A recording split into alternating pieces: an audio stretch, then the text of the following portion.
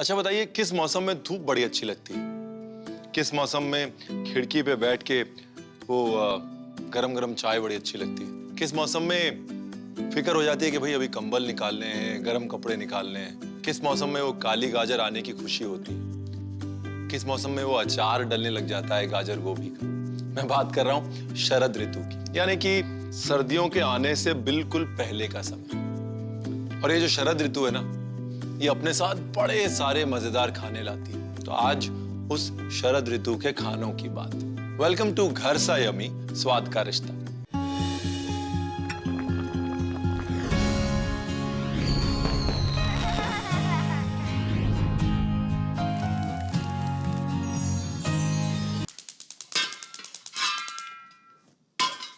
अच्छा वैसे ऑटम का वो जो टाइम है ना, हम हमेशा इग्नोर कर लेते हैं क्योंकि गर्मी जा रही होती है, सर्दी आ रही होती है और बीच में अपनी स्वेटर निकालो, ये करो वो करो, उसके बीच में हम ऑटम को यानी शरद को एंजॉय नहीं कर पाते ना। बस क्या होता है कि बस ठंड नहीं लगनी चाहिए, सर्दियों की तैयारी कर लो। लेकिन जो पतझड़ का समय है वाकई खूबसूरत होता है। और मुझे रियलाइजेशन हुआ यूएस जाके, अमेरिका में जो ऑटम का टाइम है, फॉल जिसे कहा जाता है, बड़ा खूबसूरत समय होता है।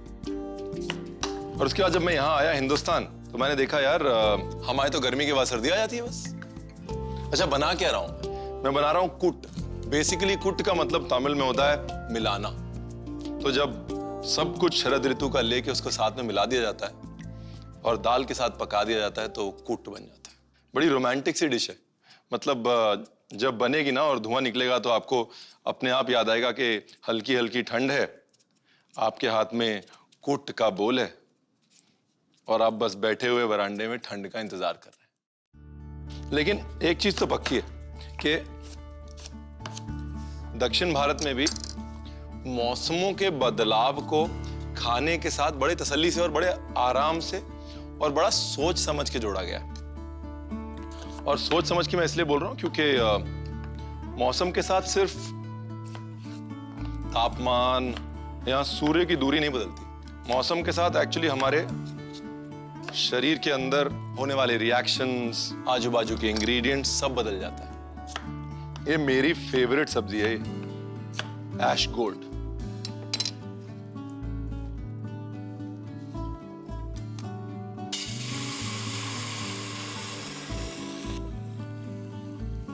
नमक डाल देता हूं ना, क्योंकि पानी के जरिए नमक अपने आप सब्जी तक पहुंच जाएगा, है ना जी? ये तो साथ में ही पक जाएगा, शकरकंदी और आलू। चलिए जी, एक तरफ तो सब्जी का प्रोग्राम चालू है, दूसरी तरफ पेस्ट बना लेते हैं। अब ये पेस्ट बड़ा इंपॉर्टेंट हिस्सा है जिसमें गड़बड़ नहीं होनी चाहिए। इसमें ना प्रोपोर्शन देख लीजिएगा, अनुपात बहुत जरूरी है इसमें। 1 बड़ा चम्मच चना दाल, 1 बड़ा चम्मच साबुत धनिया, 1/4 छोटा चम्मच मेथी, साबुत लाल मिर्च 5। उसको ड्राई रोस्ट करना है, बेसिकली धीरे धीरे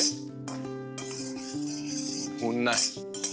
ठंड के समय का है, इसके लिए मसाले को भून के ब्राउन करते हैं, क्योंकि मसाले की तासीर क्या है ना, भुनने से गर्म हो जाती है तो शरीर को गर्मी देता है। और नारियल भी ना, मजे की बात, डबल तासीर वाला है। अगर गर्मियों में ठंडा पियो तो शरीर को ठंड देगा, लेकिन अगर सर्दियों में भून के खाओ तो शरीर को गर्मी देगा। ऑटम का कूट है ना, इसके लिए नारियल को हल्का सा ब्राउन कर लिया। चलो जी, इसका बनाते हैं पेस्ट।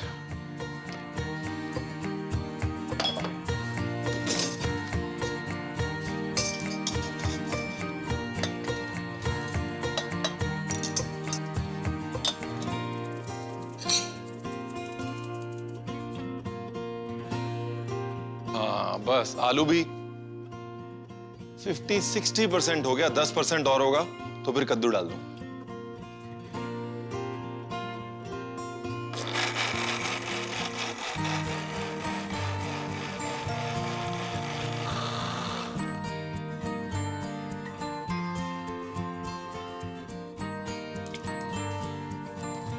बहुत बढ़िया। अब आ गई कच्चे केले की बारी।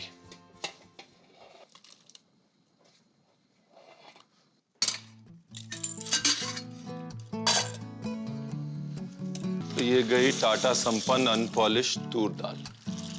इतनी सब्जी में 1.25 से 1.5 कप तो चली जाएगी। नमक और हल्दी।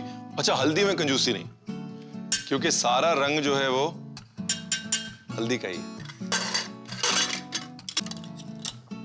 2 सीटी।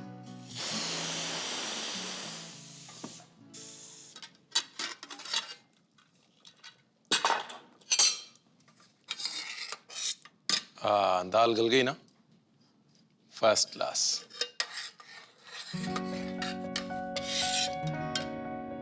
और सब्जी लगभग पकने वाली है ना, तब ये इमली, और इमली को भी साथ में पका देते हैं। तब तक बीन्स भी काट लेता हूं।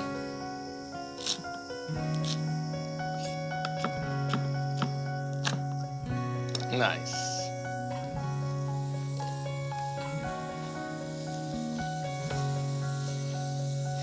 ये पेस्ट रेडी है, और क्या मजेदार पेस्ट है। ये खूबसूरती पता है किसकी है? ये जो रंग है ना खूबसूरत सा, ये है मेरी बेडगी मिर्ची का। और ये गई तूर दाल। ये देखिए, तूर दाल ने अपना स्ट्रक्चर नहीं छोड़ा, जितना मर्जी उबाल लो, अपना स्ट्रक्चर नहीं छोड़ती। एक के बाद एक डाला तो सब्जी का टेस्ट भी आया और टेक्सचर भी। चलिए, अब क्या रह गया? तड़का। तड़के के लिए घी ही पड़ता है।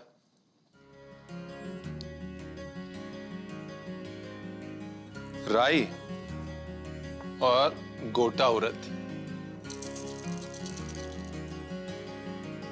आहा, गोटा उड़द ब्राउन हुई, करी पत्ता, हींग, बस।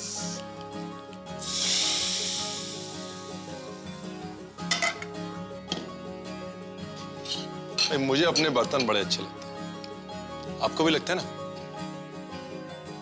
मैं जहां जाता हूं, लोग कपड़े खरीदते हैं, इलेक्ट्रॉनिक्स खरीदते हैं, मैं बर्तन खरीदता हूं। बर्तनों का तो एक संग्रहालय बना के जरूर जाऊं तो पक्का है। बस यही है गार्निश।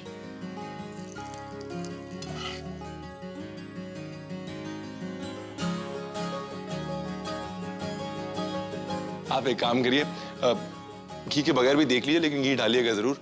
देख लीजिए एक बार कैसे बना। कूट बनाने के लिए सबसे पहले एक पतीले में पानी, नमक, कटे हुए आलू और शकरकंदी को उबाल लें और फिर उसमें कटे हुए कद्दू, कच्चे केले और राख लौकी डालकर उबाल लें। उसके बाद एक कढ़ाई में चना दाल, साबुत धनिया, मेथी दाना, साबुत लाल मिर्च और कसा हुआ नारियल डालकर हल्का भूरा होने तक भून लें और मिक्सर में भुने हुए मसाले और पानी डालकर इसका पेस्ट बना लें। अब कुकर में पानी, तूर दाल, नमक और हल्दी डालकर इसे 2 सीटी लगने दें। उसके बाद उबले हुए सब्जियों में इमली का पेस्ट, गवार की फली, सेम की फली, बनाया हुआ मसालों का पेस्ट और उबले हुए तूर दाल को मिला लें। अब तड़के के लिए पैन में देसी घी, राई, उड़द गोटा, कड़ी पत्ता और हींग डालकर इसका तड़का लगाकर सब्जियों में डाल दें। कूट तैयार है, इसमें ऊपर से तड़का डालकर परोसें। बुयाबेस नाम का एक सूप होता है फ्रांस में, बुयाबेस। तो इस बुयाबेस और बुयाबेस में कुछ रिश्ता तो होगा। तो मैंने थोड़ी रिसर्च करी। जब फ्रेंच हिंदुस्तान आए तो उन्होंने अपने फेवरेट सूप बुयाबेस को एक हिंदुस्तानी रंग दे दिया, यानी कह लीजिए कि पुडुचेरी का रंग दे दिया। और वो पुडुचेरी के रंग में मिर्च थी, अदरक थी, प्याज था, धनिया था और लोकल सी फूड था। तो वही बुयाबेस बना रहे हैं। शुरू करें? एक्चुअली बुयाबेस की पता है क्या स्टोरी है, बताऊंगा। पहले थोड़ा मेरा घी जल रहा है। अब फ्रांस में ये जो तरीका है ना घी के साथ आटा भूनने का, इसको मक्खन के साथ बनाते हैं और इसको रू बोलते हैं। वो रू ना ROUX होता है, रू। ये फ्रेंच जो है ना बड़ी कंफ्यूजिंग लैंग्वेज। देखिए, हंसते खेलते खाना बन जाए वो अच्छा है। तो बुयाबेस की कहानी ये है कि जब वो मछली पकड़ के घर आते थे तो अच्छी अच्छी मछली बिक जाती। जो बचती थी, वो जो नहीं बिकती थी, वो सब लेके सब्जियों के साथ पका के और घर पे आराम से डिनर में खाते थे। वो बुयाबेस था। और आज की डेट में साउथ ऑफ फ्रांस में नंबर 1 डिश है बुयाबेस। अब ये पूरे सूप को गाढ़ा करेगा, प्याज भी और साथ में मैदा भी थिकनेस देगा, इसीलिए रू बोलते हैं उसको, क्योंकि वो थिकनेस देता है।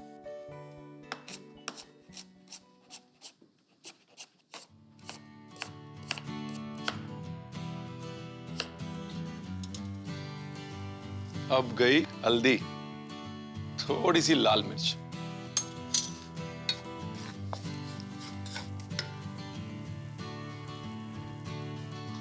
अच्छा एक तेज पत्ता भी डाल दिया, तेज पत्ता बड़ा जरूरी है। बस इसके बाद सब्जी,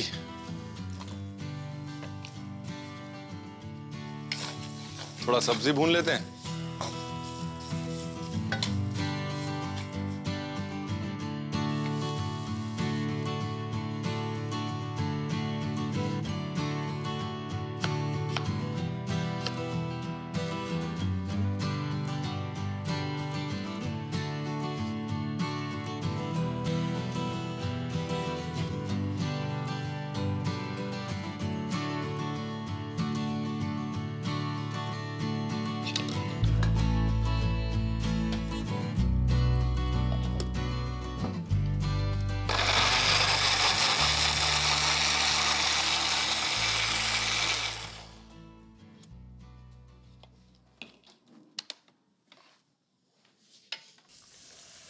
टमाटर की प्यूरे, जो स्वाद है ना वो ताजे टमाटर से ही आता है। और देखिए रंग कितना प्यारा हो गया। नमक,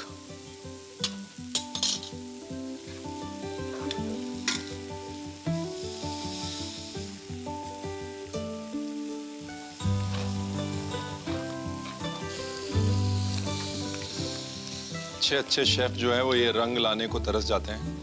हमारे पौंडीचेरी के शेफ्स ने क्या किया, थोड़ा सा हल्दी डाली, थोड़ा लाल मिर्च और काम हो गया। ठीक है ना। क्रैब भी पक गया, प्रॉन भी ऑलमोस्ट पक गई। अब मच्छी डाल देता हूँ। देखिए मच्छी क्या ना जल्दी पक जाएगी, और मच्छी अगर आप हड्डी के साथ खा सकते हैं ना तो हड्डी के साथ डालिए, क्योंकि असली टेस्ट तो हड्डी का है ना। इसीलिए मैंने प्रॉन का भी शेल डाला है साथ में, क्योंकि हर चीज का स्वाद आना चाहिए।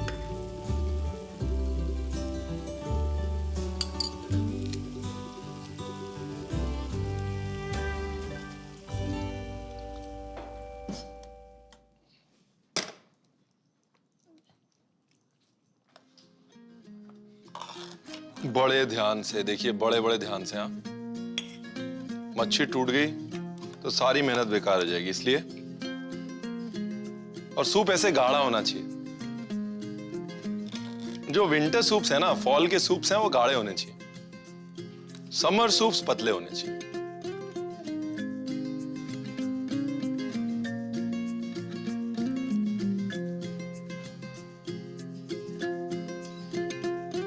नींबू और मेरा प्रिय मित्र धनिया। चीज ही ऐसी है, क्या करें। और इसके साथ में क्लासिकली, मतलब बोया बेस के साथ में फ्रेंच ब्रेड खाई जाती है। फ्रेंच ब्रेड क्या है, बाहर से कड़क होती है, अंदर से नरम होती है और सूप को खींच लेती है। अब पौंडीचेरी में कहाँ फ्रेंच ब्रेड, हमारा पाव है ना एकदम कड़क पाव।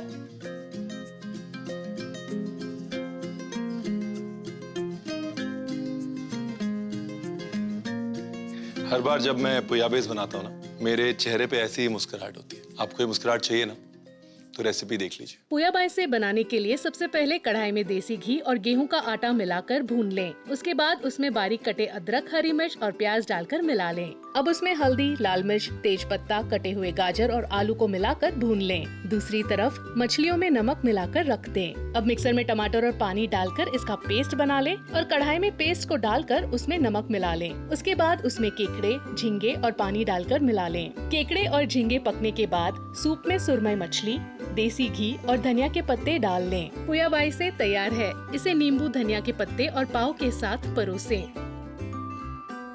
भाई सर्दियों में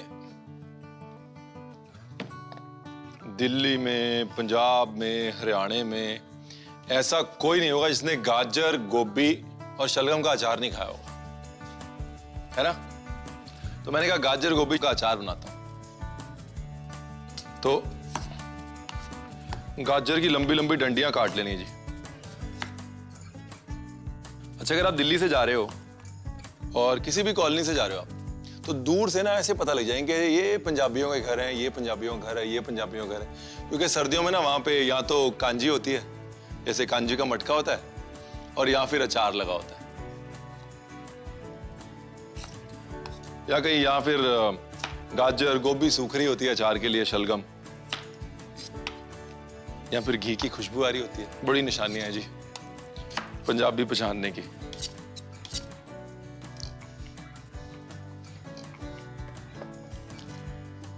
अब लाजमी सी बात है, गाजर जो है वो गोभी से ज्यादा वक्त लेगी पकने के लिए। इसके लिए पहले गाजर डाल देता हूं, थोड़ा नमक, और गोभी की ऐसे फाड़ियां निकाल लेनी है। फाड़ियां मतलब टुकड़े। डंठल में तो स्वाद होता है।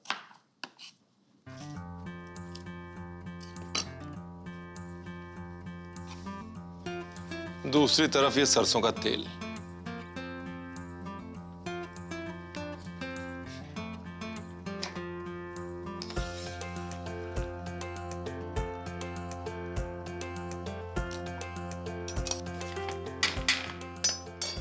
अब इस परिस्थिति में गाजर को रख दिया जाता था सुखाने धूप में।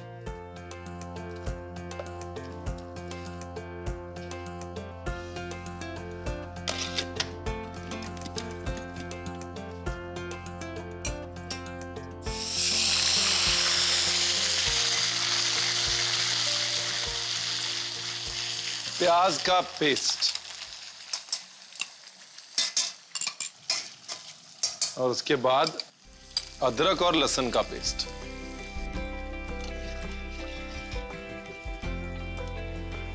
चलिए जी, गोभी भी हो गई।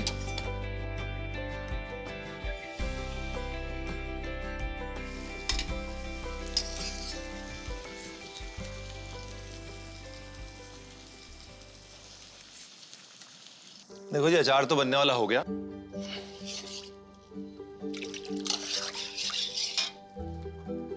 लाल मिर्च, नमक, एक क्रश धनिया, ये बड़ा जरूरी है, 2-4 लौंग,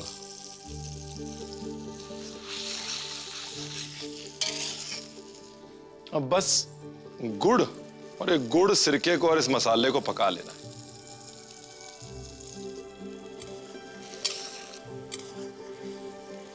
अभी डाल देता हूं इसमें राई।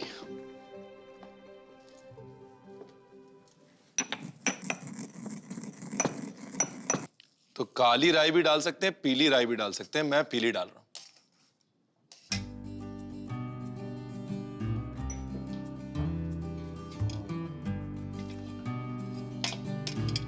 अब अगर मौका लगे ना, धूप में सुखा लें गाजर को और गोभी को। कुछ लोग क्या करते हैं ना कि गाजर को और गोभी को प्याज के साथ पका लेते हैं, फिर उसके बाद मसाले डालते हैं, तो उसमें मिर्च तो एकदम लाल लाल आती है, लेकिन क्या उसकी लाइफ कम होती है। सिरका अलग से उबाल के डालते हैं, लेकिन अगर सिरका और प्याज और गोभी एक साथ उबाल ली जाए तो लाइफ उसकी 3 गुना बढ़ जाती है। और ये गया हमारा अचार।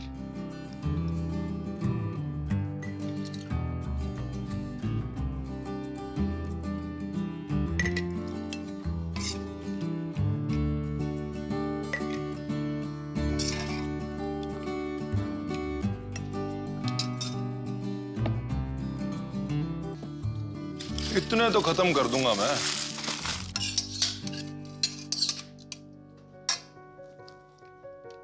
इतना तो आराम से खत्म हो जाएगा। बड़ा व्हाइट बटर,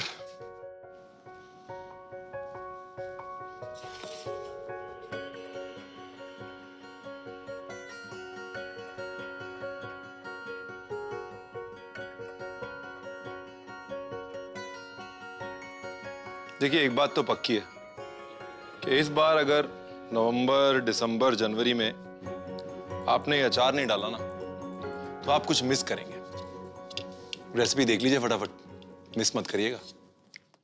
गाजर और गोभी का अचार बनाने के लिए सबसे पहले कढ़ाई में कटे हुए गाजर और नमक डालकर उबाल लें। उसके बाद गाजर को निकालकर थोड़ी देर सूखने दें। अब उसी कढ़ाई में कटे हुए गोभी डालकर इसे उबलने के लिए ढक दें और कुछ समय बाद गोभी को निकालकर सूखने दें। दूसरी तरफ कढ़ाई में सरसों का तेल, प्याज का पेस्ट, अदरक और लहसुन का पेस्ट, सिरका, लाल मिर्च पाउडर, नमक, कुटा हुआ धनिया और लौंग डालकर मिला लें। फिर उसमें गुड़, कुटी हुई पीली राई, उबले हुए गाजर और गोभी को डालकर मिला लें। गाजर और गोभी का अचार तैयार है। इसे पराठा, मिस्सी रोटी और सफेद मक्खन के साथ परोसें।